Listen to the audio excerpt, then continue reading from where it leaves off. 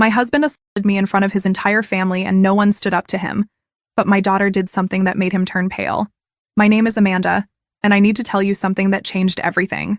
3 years ago, I thought I knew what rock bottom felt like. I was wrong.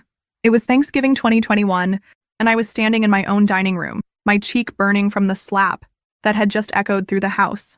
The turkey I'd spent 4 hours preparing sat untouched on the table, surrounded by his family members who were looking at me with a mixture of satisfaction and disgust. "Maybe now you'll learn some respect," his mother said, dabbing her mouth with the cloth napkin I'd ironed that morning. "A woman should know her place." His sister nodded approvingly. "Poor Marcus has been dealing with this attitude for years.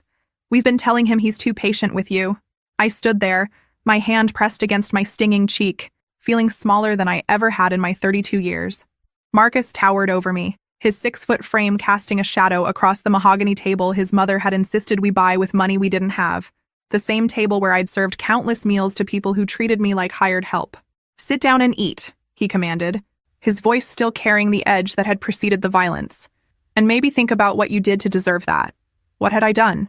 I'd asked his uncle to please not smoke cigars in the house because Lucy had asthma. That was it.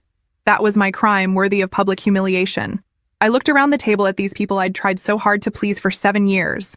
His father, an insurance salesman who acted like he ran Wall Street. His mother, who'd never worked a day but criticized my every attempt at contributing to our household. His sister Monica, who'd been divorced twice but felt qualified to give marriage advice. His uncle Pete, whose cigar smoke was apparently more important than my daughter's ability to breathe. They were all watching me, waiting to see if I'd crumble completely. I could feel their anticipation, their hunger for my total surrender. Then I heard a small, calm voice from the kitchen doorway. "Daddy, you shouldn't have done that." Lucy stood there, all 52 pounds of her, holding her tablet in her small hands. She looked so tiny in her purple dress, the one I'd bought specially for today, hoping this Thanksgiving would be different. Marcus turned toward his daughter, his face still flushed with anger. "Go to your room, Lucy. Adults are talking." But Lucy didn't move. She looked directly at her father with those dark eyes that were exactly like mine, and spoke with a composure that would have impressed seasoned negotiators. "I recorded everything, Daddy. The hitting, and what everyone said after. I already sent it to Grandpa Jim." The silence that followed was deafening. Marcus's face went from red to white in seconds. His mother's fork clattered against her plate. "What did you just say?" Monica whispered.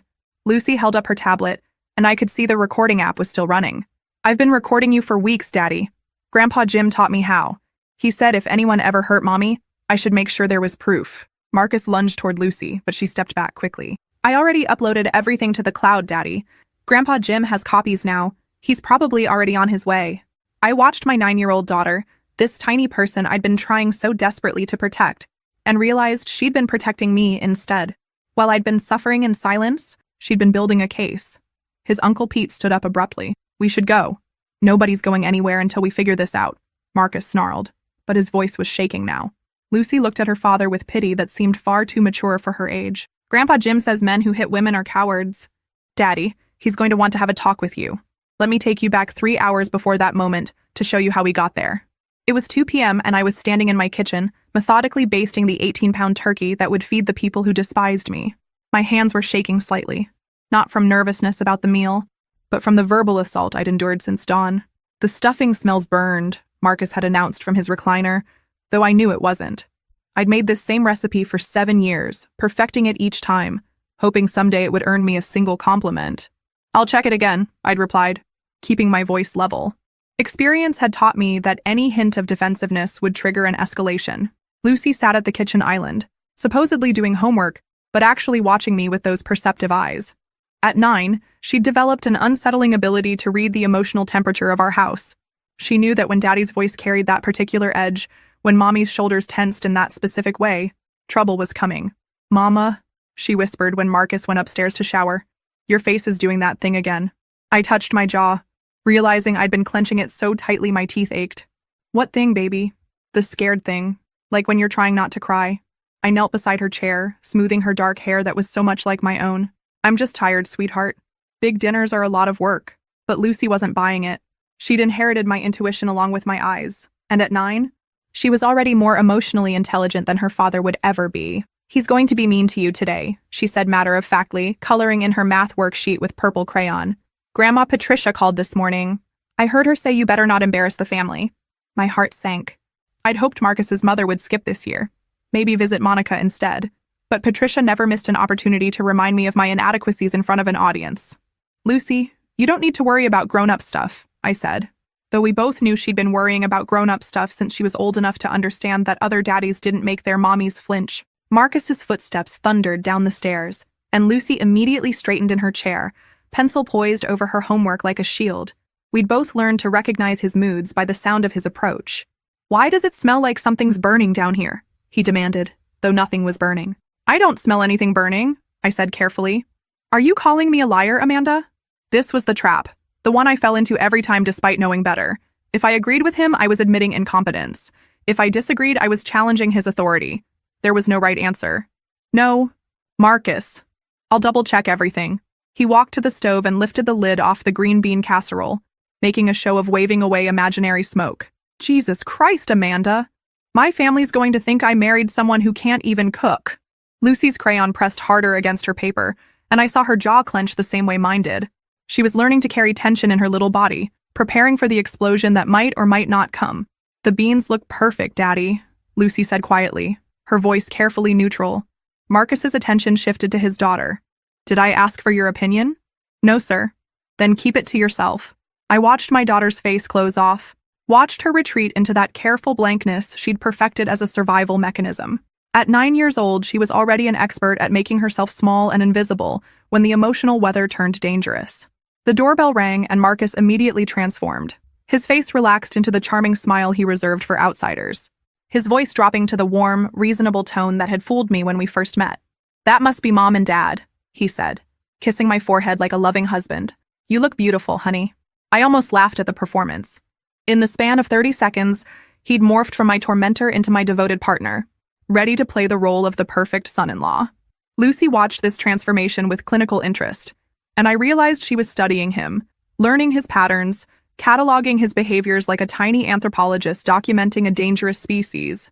"Mama," she whispered as Marcus went to answer the door, "do you want me to stay close to you today?" My 9-year-old daughter was offering to be my bodyguard, and the terrible thing was, I almost said yes. They came through my front door like a conquering army, armed with cutting remarks disguised as concern and criticism, wrapped in false affection. Patricia, Marcus's mother, swept in wearing her favorite weapon, a cream-colored suit that probably cost more than my monthly grocery budget. She air-kissed my cheeks while scanning my appearance with the thoroughness of a building inspector looking for code violations. "Amanda, dear," she said, her voice dripping with artificial sweetness. "You look tired. Are you sleeping enough?" It was her opening move, disguised as maternal concern, but designed to plant the seed that I looked haggard, worn down, insufficient for her precious son. Marcus's father, Robert, followed behind her, already reaching for his phone to check the stock market, because apparently even Thanksgiving couldn't compete with his portfolio's performance. He managed a grunt of acknowledgement in my direction before settling into what had become his chair in my living room, but it was Monica who brought the real artillery. Marcus's 35-year-old sister had perfected the art of the backhanded compliment, and she deployed her first strike before she'd even removed her coat. "Oh, Amanda, you kept the same hairstyle. How consistent of you. I just got mine done at that new salon in downtown. You know, the expensive one. It's amazing what a good cut can do for a woman's confidence." Lucy appeared beside me, pressing against my legs like she was trying to shield me with her small body. Monica noticed and smiled the way people smile when they see something pathetic trying to be brave. "And here's our little Lucy. My goodness, child, you've gotten so serious looking. Are you eating enough? You seem thin." Within 5 minutes, Monica had criticized my parenting by implying I wasn't feeding my daughter properly. It was masterful in its efficiency. Uncle Pete wandered in last, already lighting a cigar despite the fact that we were indoors and Lucy had asthma. When I'd married Marcus, Pete had seemed like the fun uncle, full of stories and laughter. But 7 years had shown me he was just another man who believed his comfort mattered more than everyone else's well-being. "Amanda, sweetheart," Patricia said, settling herself at the head of my dining table like a queen claiming her throne. "I ran into Janet Morrison at the country club last week. You remember Janet? Her daughter Melissa married that successful attorney? Well, Melissa just bought the most beautiful house in Riverside Estates. 4 bedrooms, 3 baths, granite countertops throughout." I knew where this was going. Patricia loved to regale me with tales of other women's successes, always with the implicit message that I was holding Marcus back from similar achievements. "That sounds lovely," I managed, retrieving serving spoons from the kitchen. "It really is. Patricia continued, her voice carrying across the house. Of course, Melissa has such a head for business. She's been helping her husband's practice, really supporting his career instead of, she gestured vaguely around my modest home. Well, instead of whatever this is supposed to be. Monica picked up the thread seamlessly. Melissa always was the smart one in their friend group. Remember how she got her real estate license? Now she's making more money than some of the men in town. It's so inspiring to see a woman who really applies herself. I was being dissected by experts, my inadequacies laid bare with surgical precision. The message was clear. Other wives were assets to their husbands, while I was dead weight. Lucy had disappeared into her room claiming she needed to finish homework. I envied her escape route. Amanda, dear. Robert finally looked up from his phone. Marcus tells me you've been talking about going back to school again. Nursing, wasn't it? My heart jumped. Marcus had promised to discuss my career plans privately with his parents, to maybe get their support for what would be a significant family investment. Yes, I said carefully. I've always wanted to help people. And with Lucy getting older, I thought, at your age? Patricia interrupted with a laugh that wasn't quite cruel enough to call her out on, but wasn't kind either. Darling, nursing school is so demanding. All those young girls with their energy and, well, their advantages. Wouldn't your time be better spent focusing on what you have here? Monica nodded sagely. Plus the cost. Marcus works so hard already. It seems selfish to add that kind of financial burden when you could just, I don't know, maybe get a part-time job at a retail store or something. They were destroying my dreams with the efficiency of a demolition crew, making it sound like practicality instead of cruelty. Besides, Patricia added, Lucy needs her mother home. Children from broken schedules often develop problems. Look at the Morrison boy. Brilliant child, but his mother worked too much during his formative years, and now he's in therapy. I felt myself shrinking, becoming smaller with each word, until I was nothing but a collection of failures and poor decisions. Marcus watched it all with the satisfied expression of a man whose family was doing his dirty work for him. Dinner was a masterclass in psychological warfare disguised as family conversation. I'd outdone myself with the meal. The turkey was perfectly golden, the stuffing was moist but not soggy, and the cranberry sauce had just the right balance of tart and sweet. But perfection had never been enough to earn me peace in this house. This turkey is a little dry, Patricia announced after her first bite, though I could see the juice running down her fork. I think it's delicious, Lucy said quietly, her small act of rebellion earning her a sharp look from her grandmother. Children don't really have developed palates, dear, Patricia replied with false patience. Amanda, you might try brining next time. Melissa Morrison's turkey is always so moist. She uses some special technique she learned from a cooking class. There it was again, the comparison to the mythical Melissa, perfect wife and daughter-in-law, who apparently excelled at everything I failed to do adequately. Monica picked up the torch. Speaking of classes, didn't you say you wanted to take some? What was it again? Nursing? She said the word like it tasted bad. I mentioned it, I said carefully, aware that Marcus was watching me with warning eyes. How exactly would that work? Robert asked, his tone suggesting he already knew it wouldn't. With Marcus's schedule and Lucy's needs? Seems pretty selfish to abandon your family responsibilities for some fantasy career. It's not a fantasy, I said, and immediately regretted the defensive edge in my voice. The table fell silent. I'd crossed a line by contradicting the family patriarch. Monica laughed, breaking the tension. Oh, Amanda, you always were a dreamer. Remember when you wanted to go back to school after Lucy was born? And that time you talked about starting a catering business? You have so many ideas, but follow-through has never been your strong suit. Each word was a carefully placed knife, cutting away at my confidence with surgical precision. They'd turned my hopes into evidence of my instability, my dreams into proof of my inadequacy. Maybe we should focus on being grateful for what we have, Marcus said, his voice carrying that dangerous undertone I knew too well. Uncle Pete, who'd been steadily working through a bottle of wine while smoking his cigars, decided to join the conversation. You know what your problem is, Amanda. You don't appreciate what you've got. Marcus works his ass off, pardon the language, to provide for this family, and instead of being thankful, you're always wanting more. I just want to contribute, I began. Contribute? Pete's voice rose. You think raising a child and keeping house isn't contributing? What's wrong with women these days? My generation understood what marriage meant. Lucy had stopped eating, her fork frozen halfway to her mouth as she watched the adults tear apart her mother's character. Maybe Amanda feels unfulfilled because she doesn't put enough effort into what she already has, Patricia suggested with false compassion. A happy wife finds joy in her husband's success, in her child's well-being. When we're constantly reaching for more, we miss the blessings right in front of us.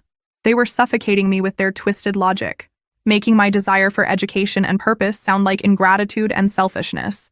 Monica delivered the final blow. Besides, Amanda, let's be honest. You're 32.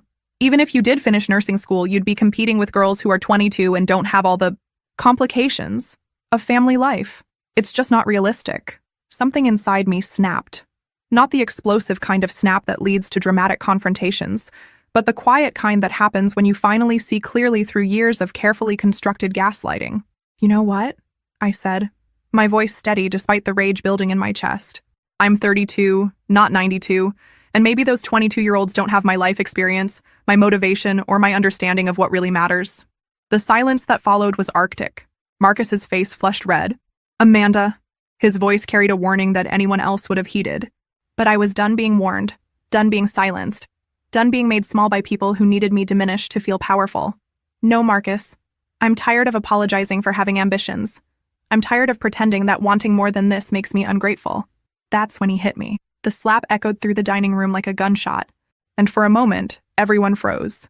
Then Patricia smiled, actually smiled, and nodded approvingly.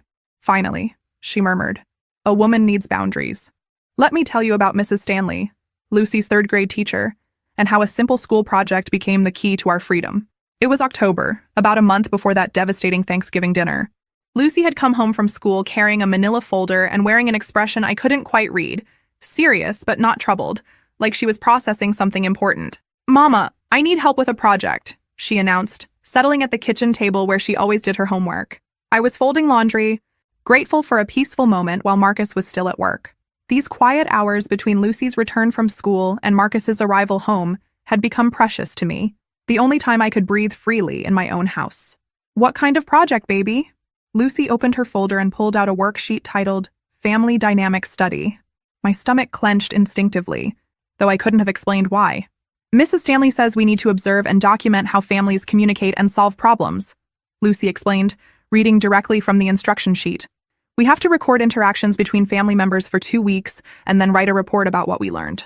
I sat down beside her, scanning the assignment. It seemed innocent enough, asking children to notice patterns in how their families functioned, to identify communication styles, to observe conflict resolution methods. Mrs. Stanley says some families are really good at talking through disagreements, and some families have different approaches, Lucy continued, her 9-year-old brain clearly working through concepts that were more complex than typical third-grade material. What exactly does she want you to record? I asked, though part of me already suspected where this was heading. Lucy flipped to the next page, which contained detailed instructions about documentation methods. Students could write journals, create charts, or even use technology like tablets or phones to record family conversations. With permission, of course. She says it's important to capture real interactions, not just what we think happens, Lucy said, her dark eyes meeting mine. Sometimes families don't realize their own patterns until someone outside points them out. I felt a chill run down my spine. Mrs. Stanley had been Lucy's teacher for 2 months, and she'd struck me as unusually perceptive during our parent-teacher conference. She'd asked careful questions about Lucy's home life, noting that my daughter seemed hypervigilant and unusually mature for her age. Did Mrs. Stanley say anything else about this project? I asked. Lucy nodded. She said some kids might discover things about their families that surprise them, and if anyone feels unsafe or uncomfortable with what they observe, they should talk to her privately. The woman was brilliant. Without directly asking children to report abuse, she'd created a legitimate academic framework for them to document and seek help for unhealthy family situations. She also said we can share our recordings with other family members if we want to, Lucy added. Like if we want to show our observations to grandparents or aunts and uncles who might be interested in family patterns. I stared at my daughter. This wise little person who seemed to understand the implications of this assignment better than most adults would. Lucy, I said carefully. You know, Daddy sometimes gets frustrated when he's tired from work, right? She nodded solemnly. I know, Mama. Mrs. Stanley says all families have stress, but healthy families find ways to manage it without hurting each other. Without hurting each other. The phrase hung in the air between us like a revelation. Would you like me to help you with this project? I offered, though I wasn't sure I was ready for what we might discover. Lucy's face lit up with something I hadn't seen in months. Genuine excitement mixed with hope. Yes. Mrs. Stanley says the most important thing is being honest about what we see, even if it's uncomfortable. That afternoon, while Marcus was still at work, Lucy and I set up her documentation system. She decided to use her tablet to record interactions, with backup notes in a composition journal. We practiced with harmless conversations, discussing homework, planning weekend activities, talking about her day at school. But even in these innocent moments, I noticed patterns I'd never consciously acknowledged. How my voice automatically became smaller and more careful when we heard Marcus's car in the driveway. How Lucy instinctively moved closer to me when his footsteps approached. How both of us unconsciously braced for criticism or conflict. "Mama," Lucy said as we finished setting up her observation materials, "Grandpa Jim called yesterday when you were at the store. My father had been checking in more frequently lately, though he lived 3 states away. A retired Army colonel, he had an uncanny ability to sense when something was wrong with his family. What did you two talk about?"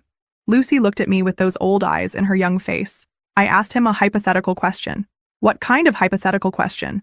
I asked him what he would do if someone was hurting you. 2 weeks after Lucy began her school project, she asked me to sit with her in her bedroom after dinner. Marcus was downstairs watching television, his mood relatively stable after a good day at work, which meant we could speak freely without risk. Lucy closed her bedroom door and pulled out a small wooden box she kept on her bookshelf, the same box where she stored her most treasured possessions. Ticket stubs from our rare mother-daughter movie dates, birthday cards from my father, and a photo of us at the beach from 2 summers ago, when she'd convinced Marcus to let us visit my family. "Mama, I need to show you something," she said, her voice carrying the weight of someone much older than 9. She opened the box and pulled out her tablet, along with a composition notebook filled with her careful 9-year-old handwriting. The sight made my stomach clench with a mixture of pride and terror.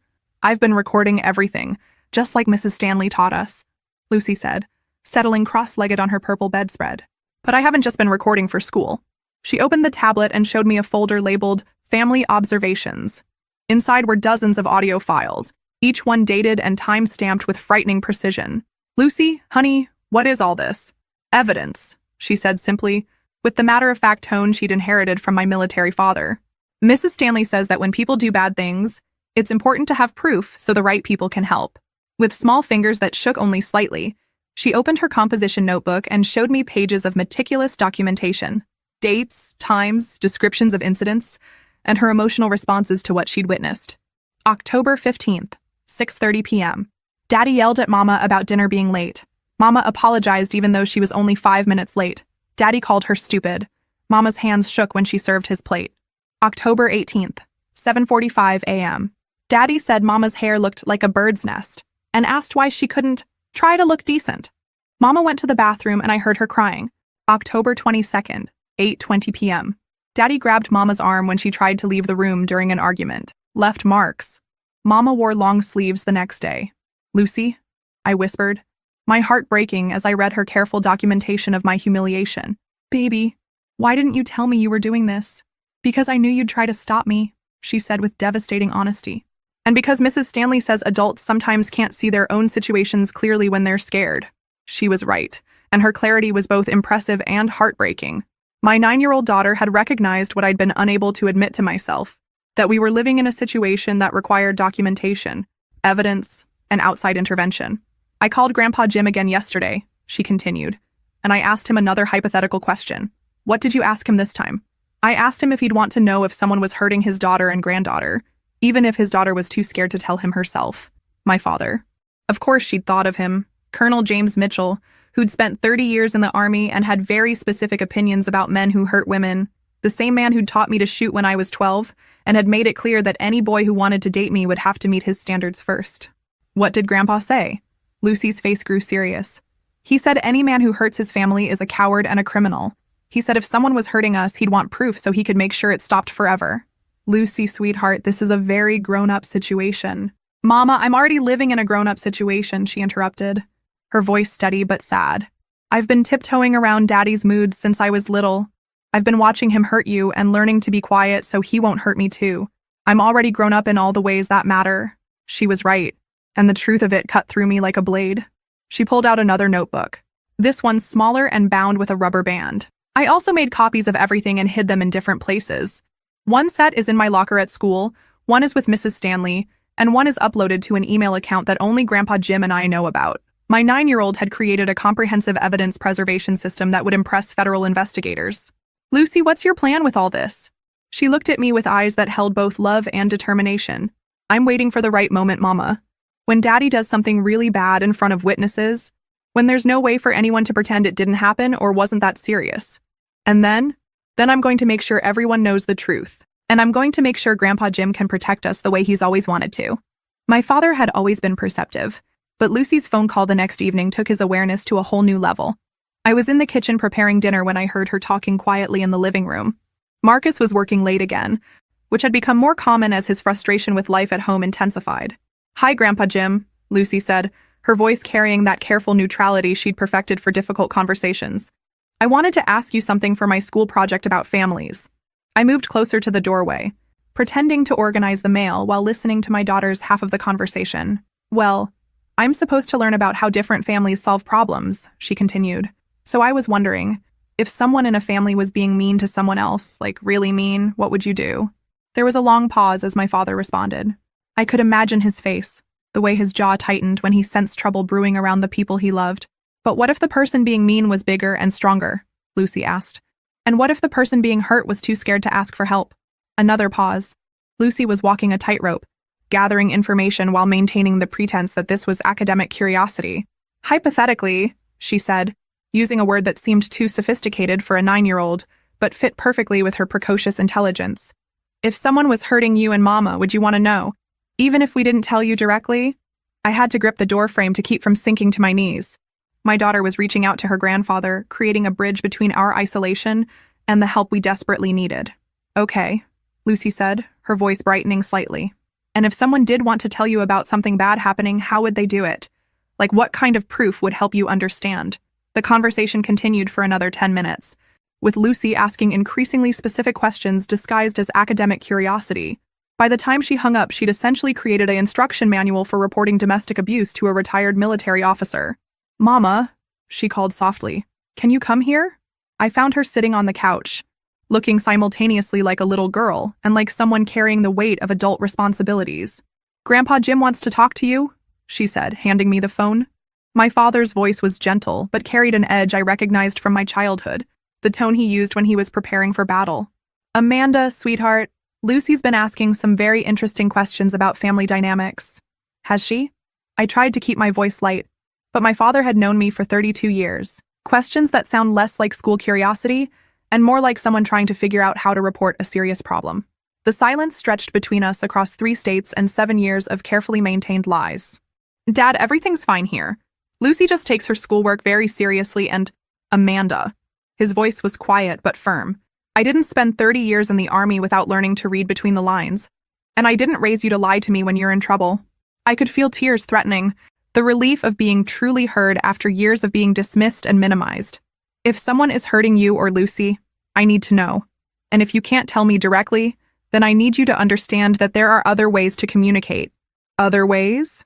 Lucy mentioned this school project involves documentation, recording family interactions. If someone were to share those recordings with me, I'd know exactly what to do with them. My father was giving me permission to ask for help without having to find the courage to ask directly. He was creating a safety net for both Lucy and me. "Dad," I whispered, "what if it's complicated? What if leaving isn't simple?" "Honey, I've seen complicated. I've handled complicated. What I can't handle is knowing my daughter and granddaughter are in danger." Thanksgiving morning arrived gray and cold, matching the dread that had settled in my chest like a stone. I'd been awake since 4 a.m., not because I needed the extra time to prepare, but because sleep had become impossible when I knew what was coming. Lucy found me in the kitchen at 5:30, already dressed in her purple dress and moving with the quiet efficiency of someone executing a carefully planned mission. "Morning, Mama," she said, kissing my cheek before settling at the kitchen island with her tablet and a glass of orange juice. "You're up early, baby."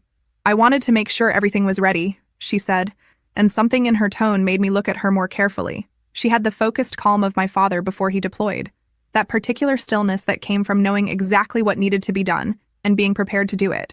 "Lucy, are you okay?"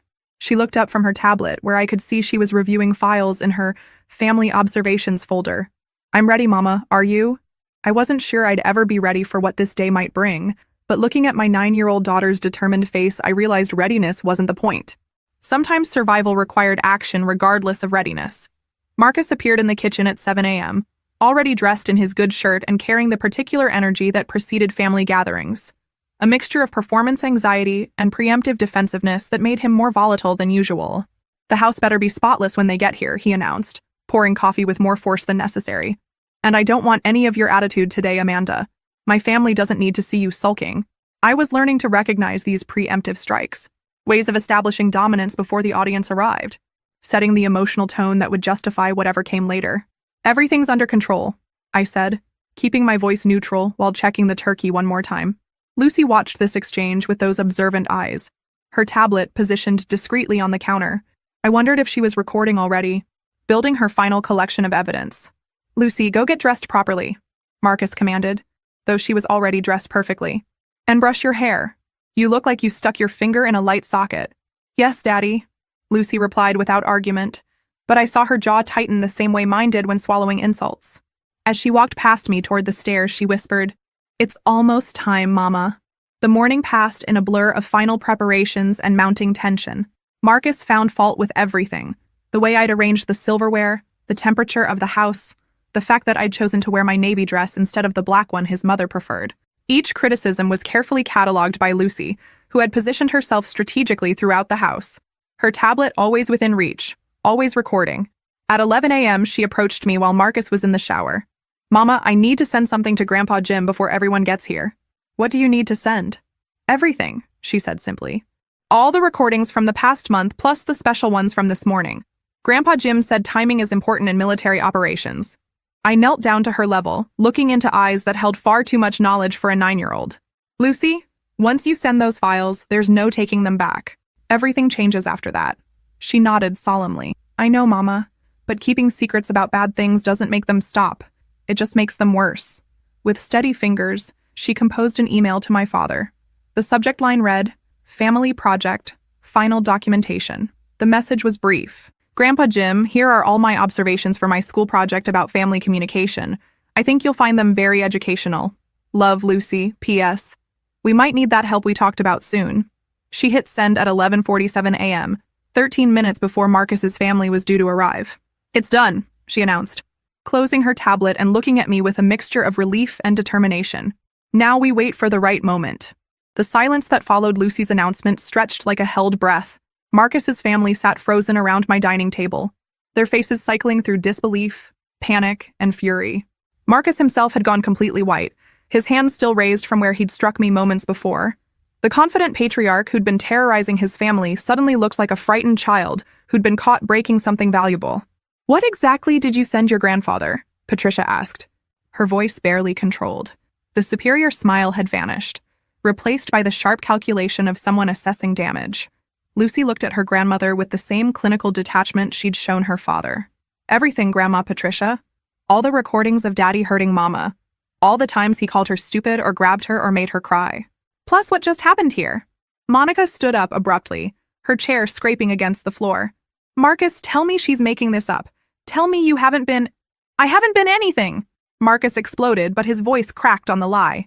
This is insane. She's 9 years old. Who's going to believe...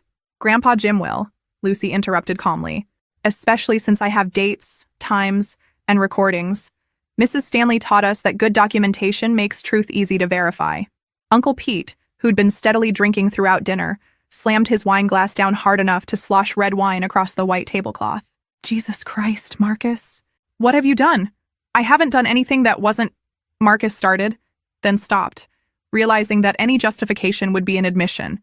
Patricia had recovered enough to attempt damage control. Lucy, sweetheart, families have disagreements sometimes. That doesn't mean... Grandma, I have recordings of Daddy calling Mama worthless. Stupid and a waste of space, Lucy said matter-of-factly.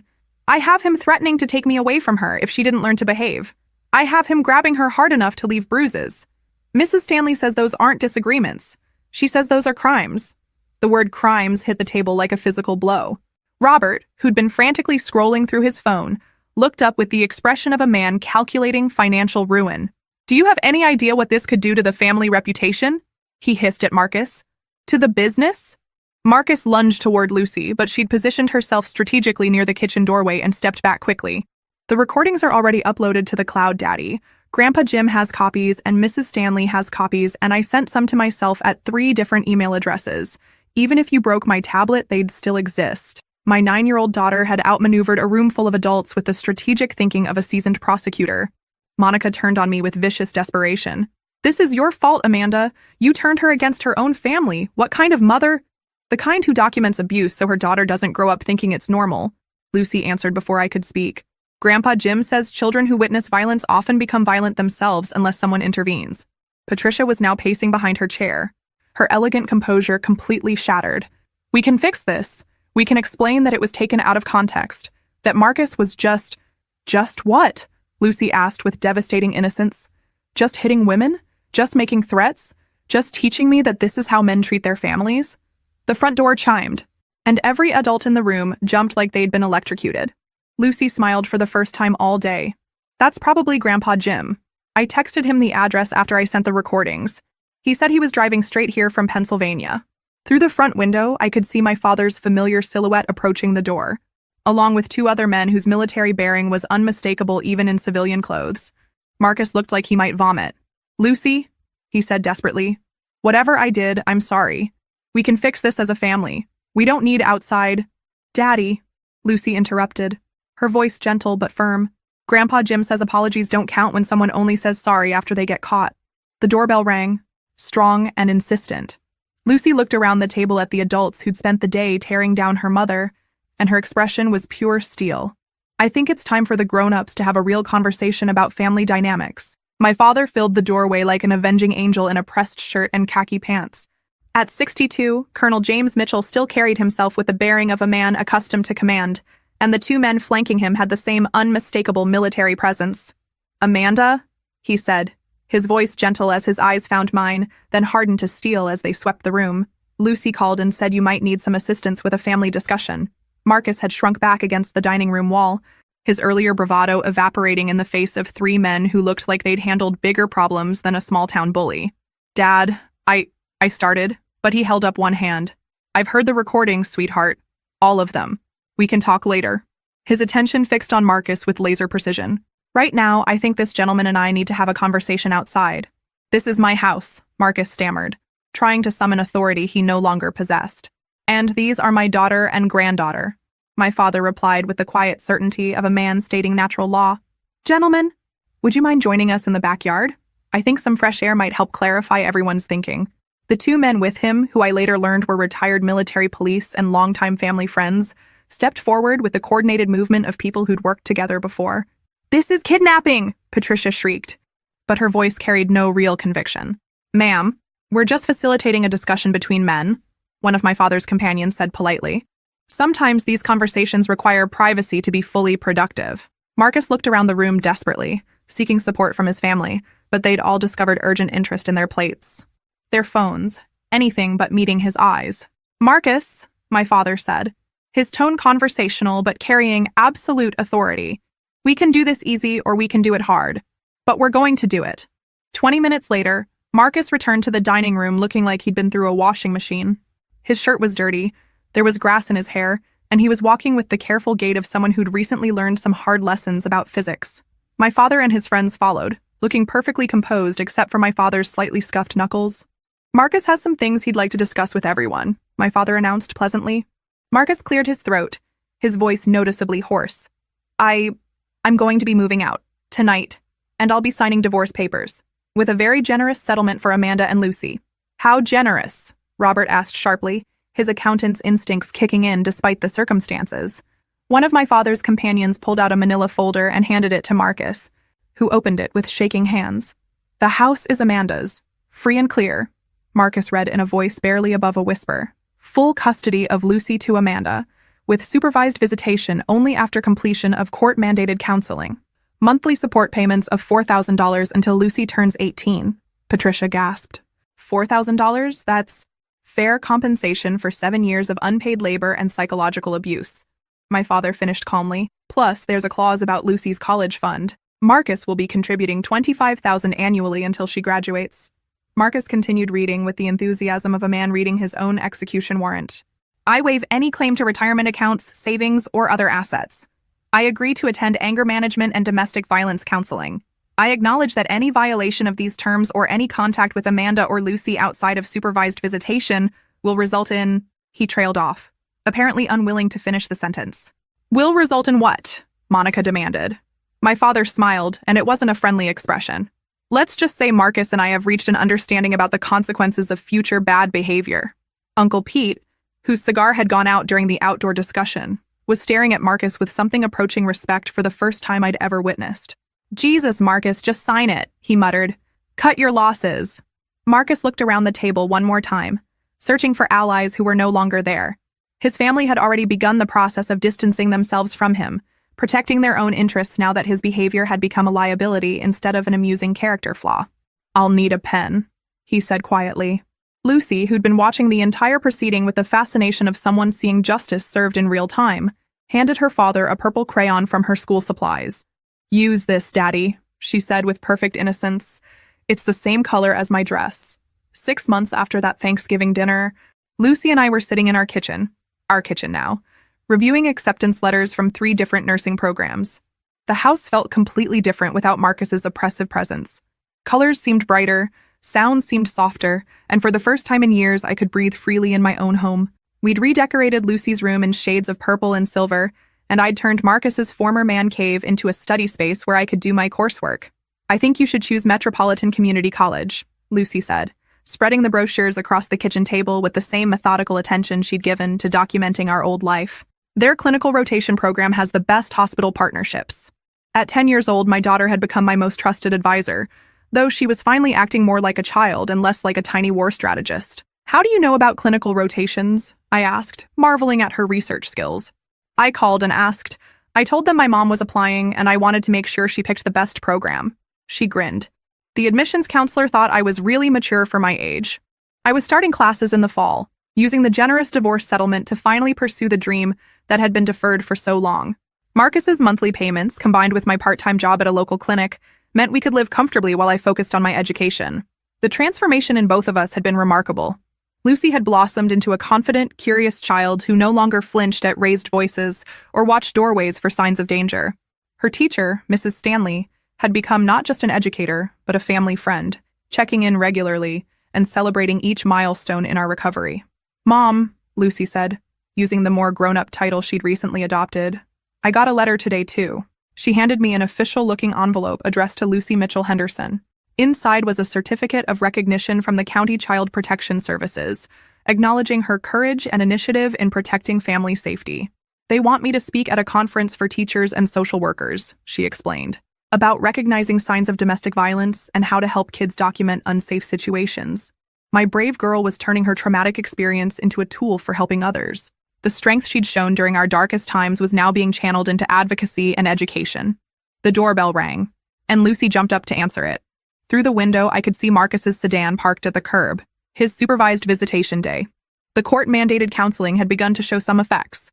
Marcus was more subdued now, careful with his words and movements around Lucy. The swagger and entitlement had been replaced by something approaching humility, though I suspected it was born more from fear of consequences than genuine remorse. "Hi, Daddy," Lucy said politely as she opened the door. Their relationship was civil but distant now, like acquaintances maintaining necessary pleasantries. "Hello, Lucy. Are you ready for our afternoon together?" She nodded and grabbed her backpack, which I knew contained her phone with GPS tracking and emergency contacts programmed in. Trust would be a long time coming, if it ever came at all. "I'll have her back by 6, Marcus said to me, his tone respectful in a way it had never been during our marriage. After they left, I sat in the quiet house reviewing my nursing school materials. The prerequisites I'd needed to complete had been challenging, but manageable, and I'd surprised myself by earning A's in anatomy, chemistry, and psychology. My phone buzzed with a text from my father. "How's my college girl doing today?" Dad had stayed for 2 weeks after Thanksgiving, helping us transition and making sure Marcus understood the permanence of the new arrangements. He'd connected us with excellent legal representation, helped us install a security system, and made it clear to everyone in town that his daughter and granddaughter were under his protection. The legal proceedings had been swift and decisive. Marcus's family, faced with the reality of documented abuse and potential criminal charges, had pressured him to accept the divorce terms without contest. They distanced themselves from the situation completely, and we hadn't heard from any of them since the papers were signed. I texted back, "Starting clinical rotations next month. Your granddaughter helped me pick the best program." His response was immediate. "That girl's going to run the world someday, just like her mother." For the first time in 7 years, I was beginning to believe that might be true. 3 years after that Thanksgiving dinner, I'm sitting in my graduation cap and gown, watching Lucy beam with pride from the audience as I crossed the stage to receive my nursing degree. At 12, she's grown into a poised young woman who carries herself with the confidence of someone who knows she can handle whatever life throws at her. The wooden box where she once stored her evidence now holds different treasures: awards from school, photos from our travels to visit my father, and letters from other children who've reached out after hearing her speak at conferences. But she still keeps those original recordings, stored securely in multiple locations. Just in case, she tells me when I ask why she maintains such detailed backup systems. And because other kids need to know that documentation works, that adults will listen if you have proof. She's become something of a legend in child advocacy circles, the 9-year-old who outsmarted a room full of abusive adults and created a blueprint for other children in similar situations. Schools now invite her to train teachers on recognizing signs of domestic violence, and she speaks with the authority of someone who's lived through the unthinkable and emerged stronger. Marcus fulfilled his legal obligations for exactly 18 months before violating the restraint order. He'd been drinking, a problem that had worsened after his family disowned him, and decided to confront me at the hospital where I was doing my clinical rotations.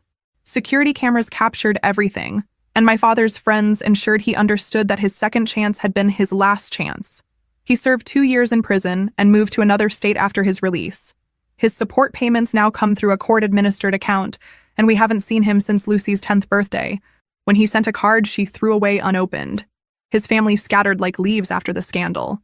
Patricia moved to Florida to live with her sister, claiming the stress had damaged her health. Monica remarried and moved to California, desperate to distance herself from the family name. Uncle Pete died of a heart attack a year later, and Robert's insurance business never recovered from the reputational damage. The house that once felt like a prison has become our sanctuary. Lucy and I host study groups here now. She for her accelerated academic program, me for my nursing board certification prep. The dining room where I was humiliated now echoes with laughter and animated discussions about literature, science, and Lucy's newest passion, law. I want to be a prosecutor, she announced recently. Specifically, I want to handle domestic violence cases. She's already volunteering with the county attorney's office, helping them understand how to interview child witnesses and collect digital evidence. At 12, she's more technologically sophisticated than most adults, and she uses those skills to help other children document unsafe situations. Mrs. Stanley, now retired, stops by regularly for tea and updates on our lives. She takes quiet pride in the role her family dynamics assignment played in our liberation, though she's careful not to take credit for Lucy's remarkable courage and strategic thinking. Some children are born with an innate sense of justice, she told me recently. Lucy just needed the tools to act on it. My father visits every few months, still protective but no longer worried. He's proud of the woman I've become, the nurse who specializes in trauma care, the mother who raised a daughter capable of changing the world, the person who transformed victimization into purpose. You know, Lucy said to me yesterday as we reviewed college brochures. Yes, college brochures, for a 12-year-old who's been accepted into a prestigious early admission program. I used to be angry that Daddy put us through all that. And now? She considered the question with the thoughtfulness that has always made her seem older than her years. Now I think maybe it was necessary. Not because we deserved it, but because surviving it made us who we are. And who we are helps other people.